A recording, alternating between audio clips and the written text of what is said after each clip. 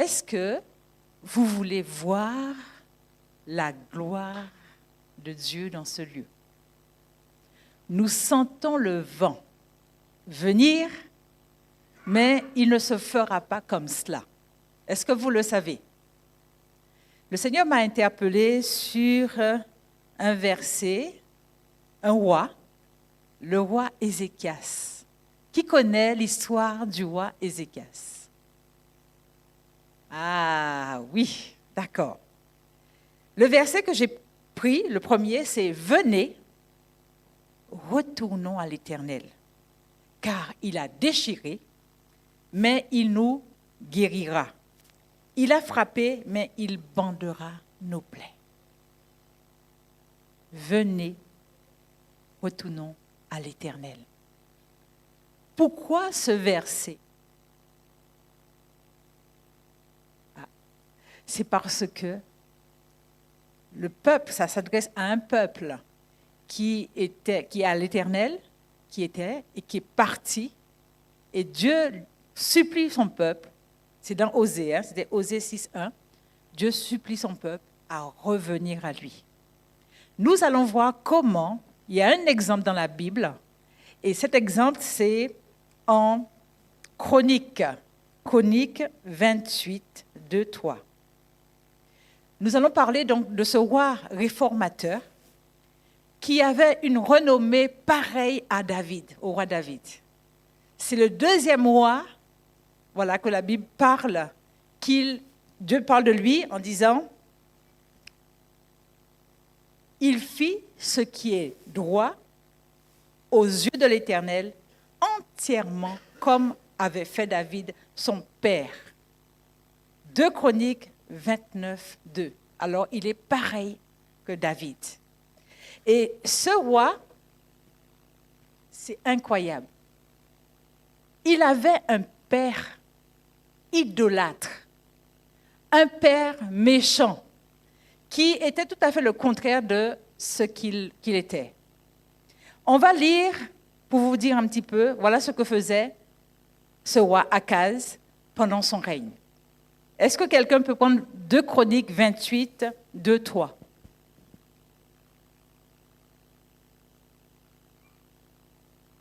Je lis. C'est bon, vous y êtes ou pas?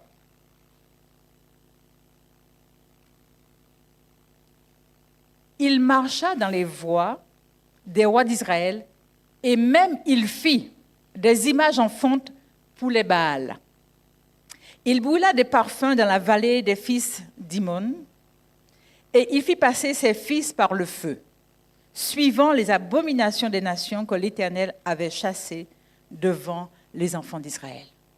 Voilà qui était le père d'Ézéchias. Une vérité, ce n'est pas parce que ton père ou ta maman a vécu certaines choses que toi, tu dois perpétrer ce qu'ils ont fait. Donc, vous pouvez être quelqu'un d'autre dans le Seigneur. Non? Est-ce que je dis vrai? Vous pouvez reproduire autre chose. Si la personne vit dans le mal, vous pouvez reproduire autre chose. Imaginez-vous Ézéchias. Il faudrait que je me recule. Vous n'allez pas me voir, c'est bon? Voilà. Et imaginez-vous Ézéchias pendant 25 ans. Il a vu comment vivait son papa. C'est étonnant, non? Pourtant, il n'a pas reproduit. J'ai un deuxième texte qui parle d'Akaz encore. 2 Chroniques 28, 24 à 25. Écoutez ce qu'Akaz a fait. Le roi Akaz, Akaz rassembla les ustensiles de la maison de Dieu et il mit en pièces les ustensiles de la maison de Dieu. Il mit en pièces. Il ferma les portes de la maison de l'Éternel. Il se fit des autels à tous les coins de Jérusalem et il établit des hauts lieux dans chacune des villes de Juda pour offrir des parfums à d'autres dieux. Il irrita ainsi l'Éternel, le Dieu de ses pères. Voilà qui était Akaz. Alors, on va dire que son fils n'avait aucune chance de plaire à Dieu s'il avait reproduit exactement ce que son père avait fait. Mais voilà ce qui s'est passé. Akaz, oui, il est dit en 2 Chroniques 29, 3, 8, vous allez voir ce qu'il a fait. La première année de son règne, au premier mois, donc c'est tout de suite, il ouvrit les portes de la maison de l'Éternel, il les répara, il fit venir des sacrificateurs, les sacrificateurs et les Lévites, qu'il assembla dans la place orientale et leur dit, « Écoutez-moi, Lévites, maintenant, sanctifiez-vous. Sanctifiez la maison de l'Éternel, le Dieu de vos pères, et mettez ce qui est impur hors du sanctuaire. Car nos pères ont péché. Ils ont fait ce qui est mal aux yeux de l'Éternel, notre Dieu. Ils l'ont abandonné.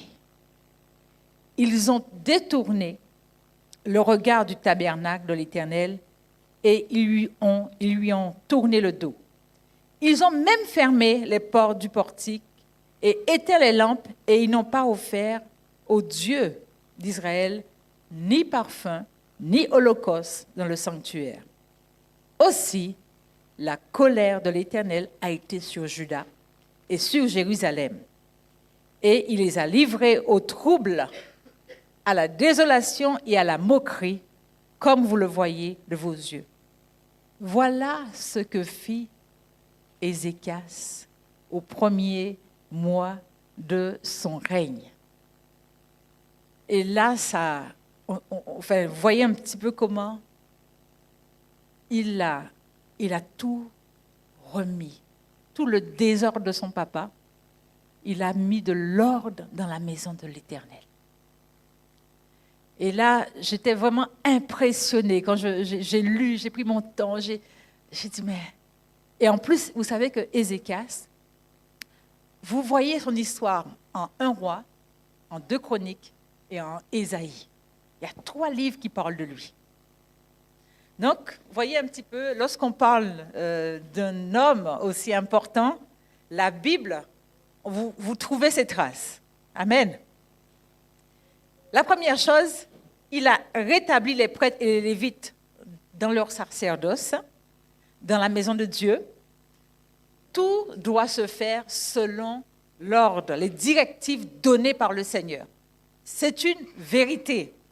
Chaque personne doit être à son poste pour attirer la gloire de Dieu.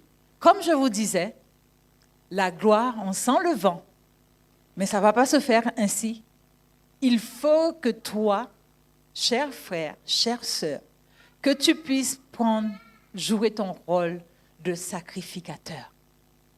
Parce que la bonne nouvelle que j'ai à t'annoncer, c'est que nous sommes tous des sacrificateurs, des lévites dans la maison de Dieu. Je pense que tu ne pensais pas que j'allais te le dire. Ça ne peut pas reposer sur un groupe de personnes qui est là pour te servir. Amen. Nous devons nous servir les uns les autres. Je ne pouvais pas faire tout et vous ne pouvez pas faire tout aussi sans moi.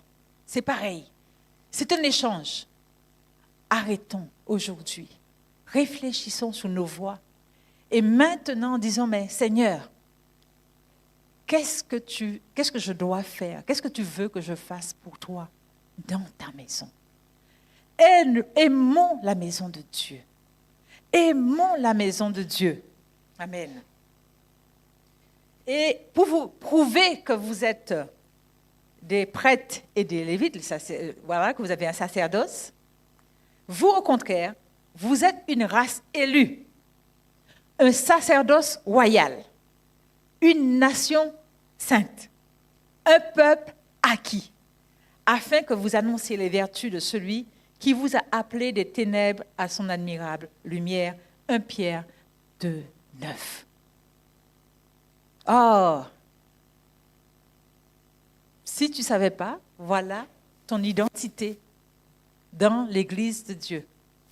Deuxième chose, En Apocalypse 1,6, il est dit, « Et qui a fait de nous un royaume, des sacrificateurs pour Dieu son Père, à lui soit la gloire et la puissance au siècle des siècles. Amen. » Et voilà, en Pierre, encore pour vraiment insister, on a 1 Pierre 2,5, et vous-même, comme des pierres vivantes, édifiez-vous pour former une maison spirituelle, encore un saint sacerdoce, afin d'offrir des victimes spirituelles agréables à Dieu par Jésus-Christ. Le rôle du sacrificateur, c'était d'offrir des sacrifices à Dieu, à son Dieu. Mais nous, béni soit Dieu que Jésus s'est fait victime. Nous n'avons plus à prendre des bœufs, à prendre des animaux pour pouvoir donner ce sacrifice à Dieu. Jésus l'a fait pour nous, mais nous devons offrir des sacrifices, des victimes spirituelles. Mais ça, c'est un autre point à développer. On continue. Nous sommes donc tous des sacrificateurs. Et nous devons servir Dieu et nous devons lui rendre un culte agréable. Dans sa maison, nous avons tous un service pour sa gloire. Voudrais-tu aller devant le Père quand tu seras enlevé et Dieu va te dire, mais qu'est-ce que tu as fait pour moi?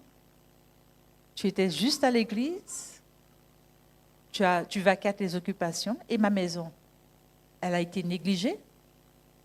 Je t'ai donné des talents, des dons, et toi, tu es resté. Nous avons tous des dons. Ce que j'ai, tu l'as peut-être pas, et ce que toi, tu as, je ne l'ai pas, non plus. Et nous sommes là ensemble pour pouvoir servir Dieu. Alléluia. Mais vous me faites peur, parce que vous êtes... N'est-ce pas? Alors aujourd'hui, revenons à l'Éternel. Venez. Alléluia. Alléluia. Mais il y a une chose que je suis allée vite. Et même, c'est bizarre que c'est tombé directement ici. Mais j'avais d'autres points. Revenons un petit peu à Ézéchias, son éducation. Vous ne trouvez pas bizarre qu'il n'a pas reproduit son père? Il est dit, Ézéchias, fils d'Abijah, qui est la fille de Zacharie. On ne sait pas qui est Zacharie. Et j'étais en train de discuter avec Chou, et il me disait, mais peut-être que c'était un prêtre. D'où l'éducation, mes chères mamans, de vos enfants, de nos enfants. Nous devons élever nos enfants dans l'amour de Dieu. Et je crois que c'est la chose la principale, c'est que Ézéchias a sûrement vu sa maman avoir la crainte de Dieu. La Bible ne le dit pas, mais c'est pas venu tout seul, cette éducation, qu'il avait la crainte de Dieu. Et donc,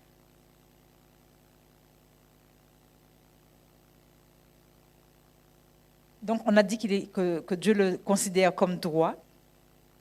Il est reconnu juste devant l'Éternel.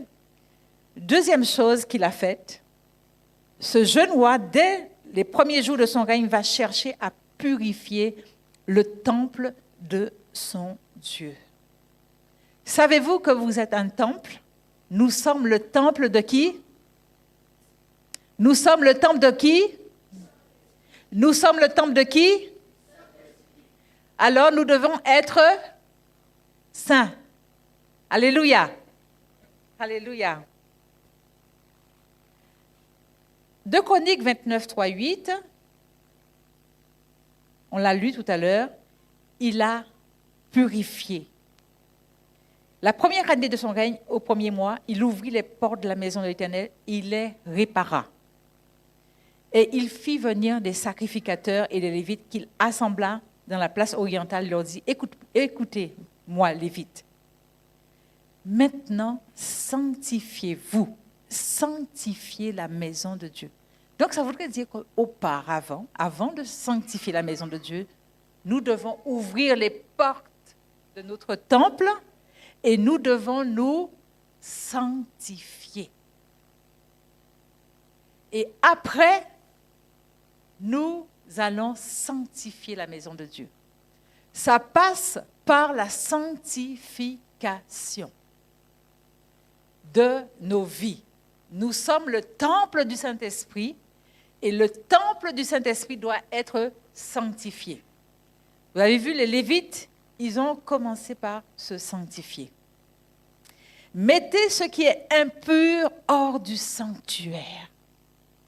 Il est dit, sans la sanctification, personne ne verra le Seigneur. Alléluia. Et il dit, car nos pères ont péché, ils ont fait ce qui est mal aux yeux de l'Éternel, notre Dieu, ils l'ont abandonné. Tu peux être à l'église et être très loin de Dieu parce que tu vis des choses que personne ne voit, mais que le Saint-Esprit voit, que Dieu voit, que les anges voient, que le monde des ténèbres voit, et tu as abandonné Dieu. Et je vais te dire, revenons ensemble. Oui, revenons à l'Éternel ce matin. Venez et revenons à l'Éternel. Parce que Dieu a tellement à nous donner. Alléluia. Et quand tu abandonnes l'Éternel, il y a la colère de l'Éternel. Il dit aussi la colère de l'Éternel a été sur Juda et sur Jérusalem. Il les a livrés au trouble. Ta vie est-elle troublée? Peut-être as-tu abandonné Dieu? Peut-être qu'il y a des choses que tu fais dans le secret que Dieu n'est pas d'accord. À la désolation, est-ce que ta vie est désolée, tu sens qu'il n'y a rien? Revois ta vie. Ouvre le temple du Saint-Esprit. Et à la moquerie.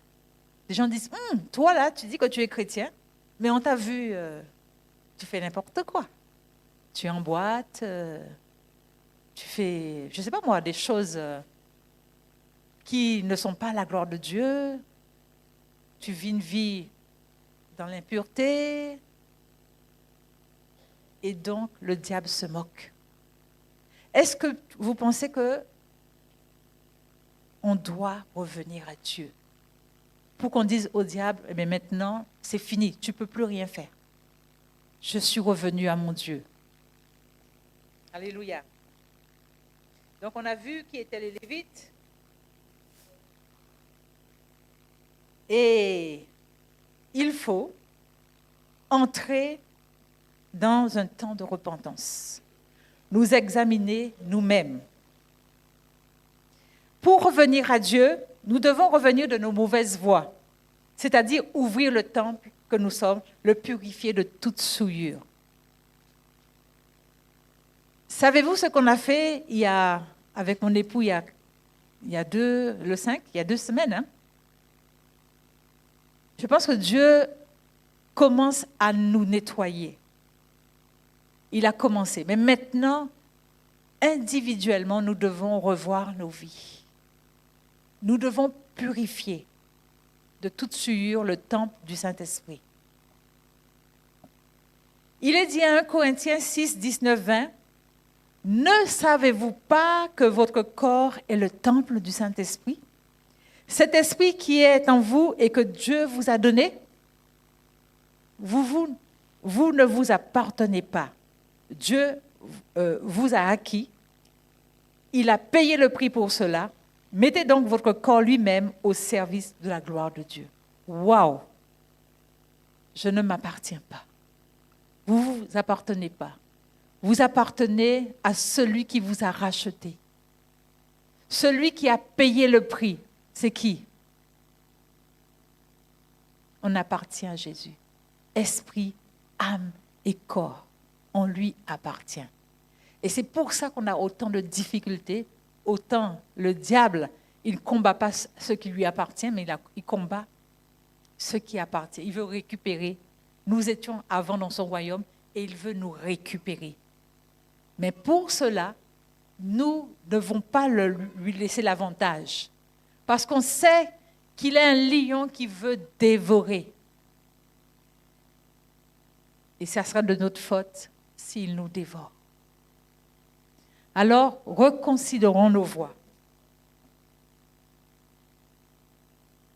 Quatrième ou cinquième vérité, mise à jour de nos relations entre frères et sœurs. Vous savez, après notre purification, vous avez vu, les Lévites ont ouvert d'abord, ils se sont sanctifiés, et après ils ont sanctifié la maison de Dieu. Et bien souvent, dans l'Église, quand une Église commence à prendre de l'âge, on a des habitudes, il y a des choses qui se passent et qui ne glorifient pas Dieu. Nous avons à purifier le corps de Christ. Et tu fais partie du corps de Christ. Nous faisons, il y a des yeux, il y a des bras, des jambes, il y a les organes qui sont visibles, invisibles, il y a des cellules. On n'est pas pareil. Mais nous devons, oui, nous purifier la maison de Dieu pour que le corps soit en bonne santé.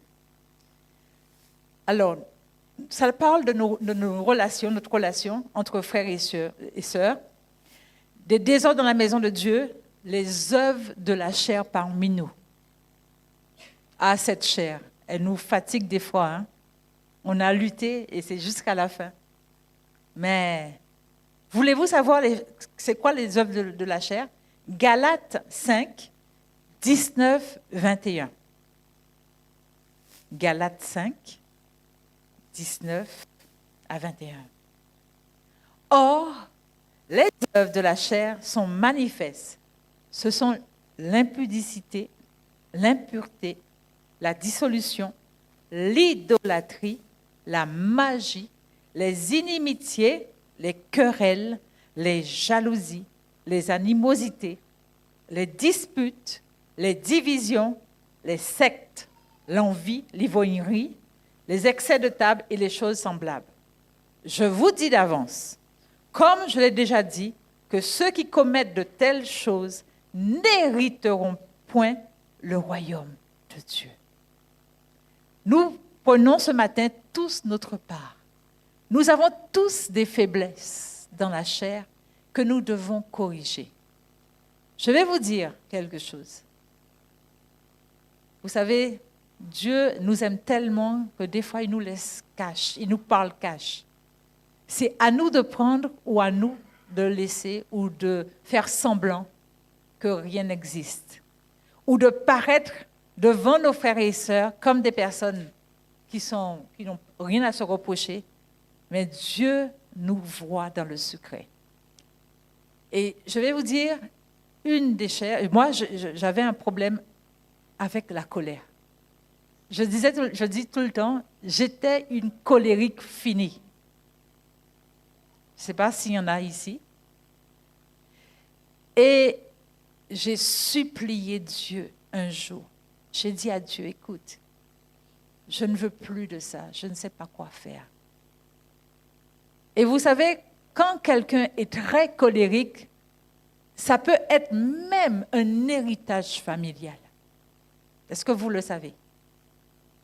Et quand vous regardez, vous voyez que votre papa, votre grand-père, quelqu'un de la famille est très, très colérique. Et ça peut être un esprit. Ça peut être un esprit, un mauvais esprit, qui est en vous et qui vous tourmente. Et là, je dis au Seigneur, mais Seigneur, qu'est-ce que je fais? Aide-moi, je veux plus de ça. Je vois que je me fais du mal, je fais du mal aux autres. Et le Seigneur, il a été tellement bon avec moi. Vous savez ce qu'il m'a dit? Et je suis passée aussi par la délivrance, je vous le dis. Parce qu'il y avait quelque chose dans ma famille, c'était la colère. Et je peux même dire que ça correspond à l'esprit du tigre. Parce que j'ai eu cette délivrance-là, de cet esprit méchant. Et vous savez, Dieu m'a dit, tu es une meurtrière. Ouais. Le Seigneur a été cash avec moi. Pourquoi? Parce que quand quelqu'un peut se mettre en colère, elle peut tuer pour peu de choses. Et après, elle se dit, mais pourquoi j'ai pris cette crise, cette grande colère, alors que quand tu compares, tu vois pourquoi tu t'es mis en colère, tu vois qu'il n'y avait pas, il n'y avait pas de quoi se mettre autant en colère. Et Dieu et le Seigneur a été bon. J'ai fait la repentance. Mon époux a prié pour moi. À un moment même, au début de notre mariage, je me suis dit, mais Seigneur, est-ce que j'ai bien entendu ta voix? Est-ce que c'était bien elle? C'était craignos. Et petit à petit, le Seigneur, vous voyez un peu, le Seigneur vous aide à vous améliorer. Peut-être que c'est un autre domaine dans votre vie qui est difficile, que vous n'arrivez pas. Criez à Dieu et il va vous aider. Demandez-lui, vous savez votre vie mieux que moi. Peut-être que ce n'est pas la colère, c'est autre chose. Peut-être que c'est le mensonge. Vous n'arrivez pas à dire la vérité. Voilà. Peut-être que c'est la division. Il y a plein de choses. Et Dieu vous aidera à nettoyer le temple. Il est tellement patient. Le Seigneur est tellement bon. Vous savez, le Père, c'est un bon papa. Quand tu as un enfant difficile, tu ne vas pas jeter ton enfant. Ça te fait de mal. Mais tu es patient avec l'enfant, en espérant, en disant, Seigneur, voilà, mon enfant est comme ça, mais un jour, il va changer. Si je ne peux pas vous donner un témoignage, parce qu'on est là, mais pour vous encourager, pour les parents qui ont des enfants difficiles. Nous sommes passés par là. Et nous avons toujours aimé un de nos fils. Et nous sommes en train de récolter l'amour qu'on lui a donné. Vous savez, Dieu peut parler même par quelqu'un qui n'est pas chrétien. Quand tu es dans une grande difficulté, et je bénis Dieu pour cet homme, j'ai rencontré quelqu'un, notre fils était dans une grande crise, et il m'a dit ceci, Madame, laissez-le. Il va grandir. L'homme que je vois, qui est son père, c'est un homme qui est bon. Et il a dit, il sera comme lui.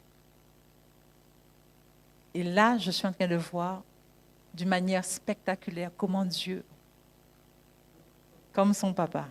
Vous vous souvenez de la parole de cet homme? Et Dieu a été bon pour nous. Je ne sais pas. Je ne sais pas qu'est-ce que vous vivez. Mais je vous encourage. Soyez patients. Dieu va changer les circonstances dans votre famille. Amen. Alléluia. Alors,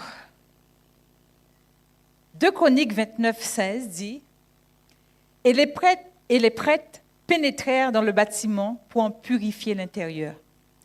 Ils transportèrent dans la cour du temple tous les objets impurs qu'ils trouvèrent dans la grande salle. » Vous vous souvenez qu'Akaz avait cassé, il avait fermé et tout ça. Les Lévites les ramassèrent et allèrent les déposer hors de la ville, dans la vallée de Cédron. C'est quoi la vallée de Cédron? Qui a déjà entendu parler de la vallée de Cédron?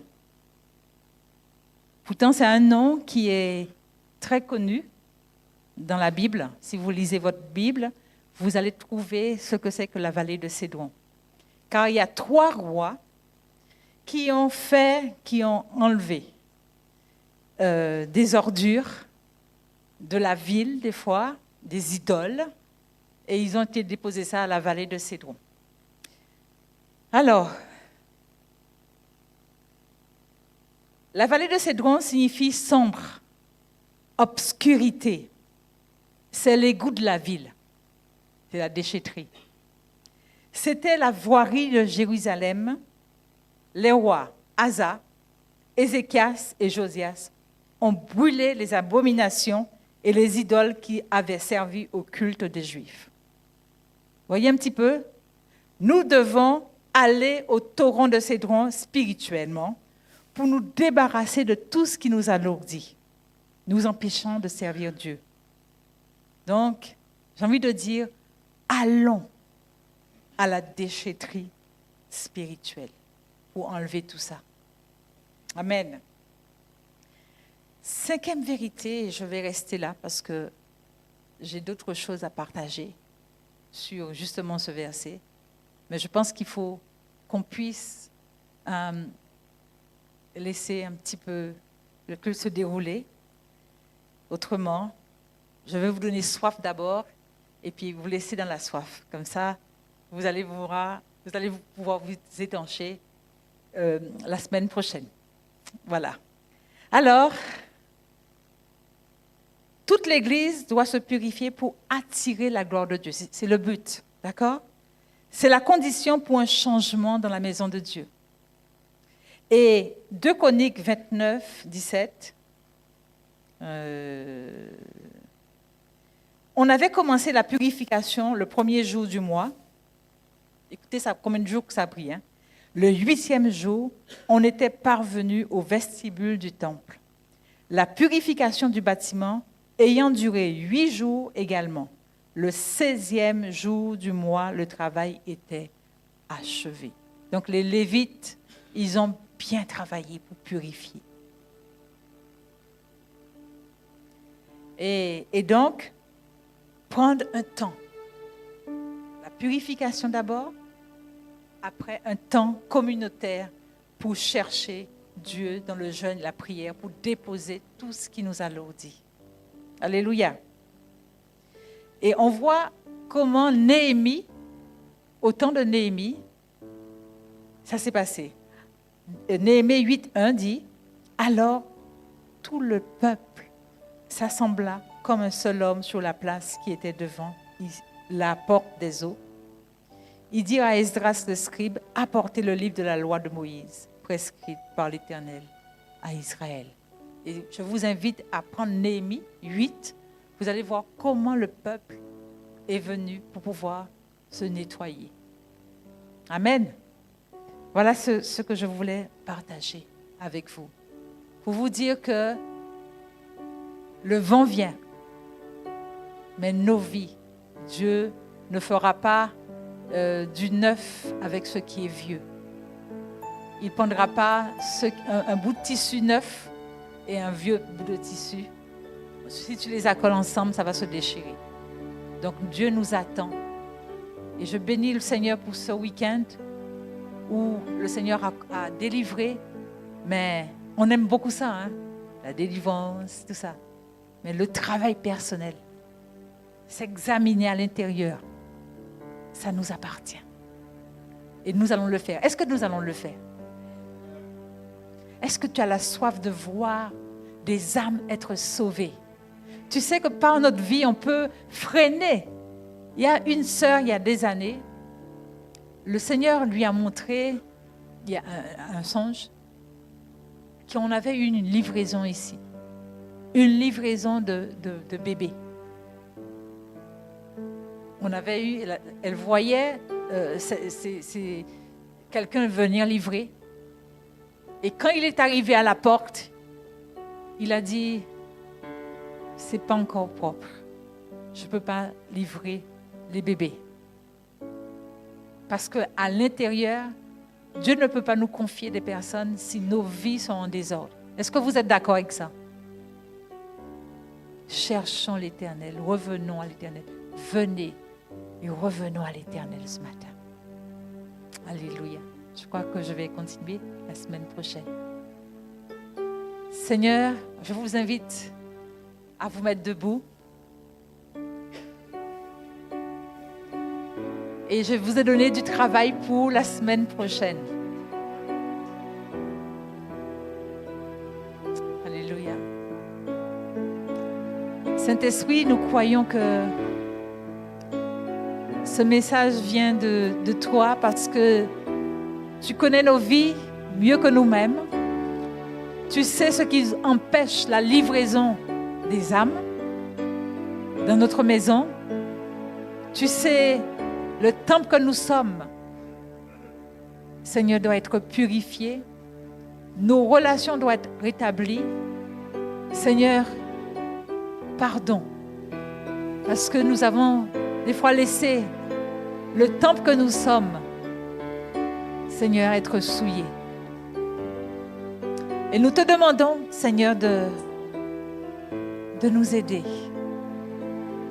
Tu connais nos vies mieux que nous-mêmes. Nous pouvons cacher aux hommes, mais nous ne pouvons pas te cacher qui nous sommes. Nous pouvons nous donner, Seigneur mon Dieu, des raisons. Mais toi, tu nous dis qu'il faut chercher l'Éternel, revenir à toi. Seigneur, je te confie la vie de chacun de nous. Que ton sang nous purifie, notre conscience. Au nom de Jésus.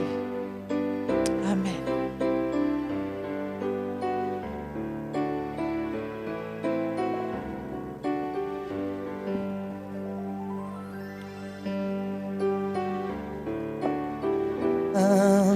Rends-moi aussi pur